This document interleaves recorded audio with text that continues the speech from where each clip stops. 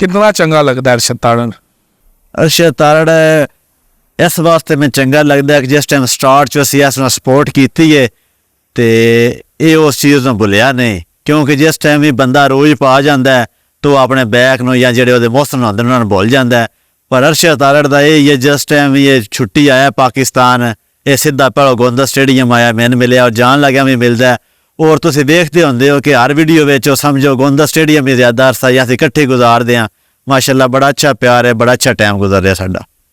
अरशद तारड़ रोलियां च रह रहा है पिछले 3 महीने तो, और सारे रोले आ गए पिंड सीरे इस गोंदल स्टेडियम मैदान जंग है। गोंदल स्टेडियम की हुंदा उत्थे?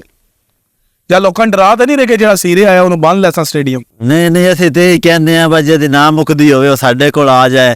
ਅਗਰ ਅਰਸ਼ਦ ਤਾਰੜ ਨੂੰ ਅੱਲਾਹ ਪਾਕ ਇੱਜ਼ਤ ਦਿੱਤੀ ਹੈ, ਰੋਜ਼ ਦਿੱਤੀ ਹੈ, ਪਾਵਰ ਦਿੱਤੀ ਹੈ, ਅਗਰ ਉਹ ਕੋਈ ਬਾਂਹ ਕੱਢਦਾ ਤੇ ਕੋਈ ਆਂਦਾ ਮੈਂ ਉਹਦੇ ਨਾਲ ਮੁਕਾਬਲਾ ਕਰਨਾ ਚਾਹੁੰਦੇ ਹਾਂ ਤੇ ਅਸੀਂ ਆਨੇ ਆ ਜਾਓ ਤੁਹਾਡਾ ਦੋਸਤਾਨਾ ਤਰੀਕੇ ਨਾਲ ਅਸੀਂ ਮੁਕਾਬਲਾ ਕਰਦੇ ਹਾਂ। ਹੁਣ ਪਿੱਛੇ ਇਵੈਂਟ ਹੋਇਆ ਉਸ ਨੂੰ ਚੈਲੰਜ ਮੁਕਾਬਲੇ ਵਾਸਤੇ ਸਾਡੇ ਮੰਡੀ ਦੇ ਲੜਕਿਆਂ ਨੇ ਆਖਿਆ ਬਸ ਤੁਸੀਂ ਸਾਡਾ ਮੁਕਾਬਲਾ ਕਰੋ, ਔਰ ਉਸ ਨੂੰ ਮੈਂ ਨਾਲ ਲੈ ਕੇ ਗਿਆ ਕਿਉਂਕਿ ਮੈਨੂੰ ਪਤਾ ਹੈ ਥੋੜਾ ਜਜ਼ਬਾਤੀ ਜਿਹਾ ਹੈ ਤੇ ਜਿਸ ਟਾਈਮ ਜਾਨ ਵੀ ਹੋਵੇ ਬੰਦੇ ਵਿੱਚ ਤੇ ਫਿਰ ਜਜ਼ਬਾਤੀ ਤੇ ਹੋ ਜਾਂਦਾ ਹੈ। ਤੇ ਮਾਸ਼ਾਅੱਲਾ ਇੱਕ ਹੱਥ ਨਾਲ ਉਸ 75 ਕਿਲੋ ਜਿਹੜਾ ਵਜ਼ਨ ਉਹਦਾ ਬਾਲਾ ਕੱਢਿਆ ਤੇ ਦੂਜੀ ਪਾਰਟੀ ਕੋਲ ਨਹੀਂ ਕੱਢਣ ਹੋਇਆ।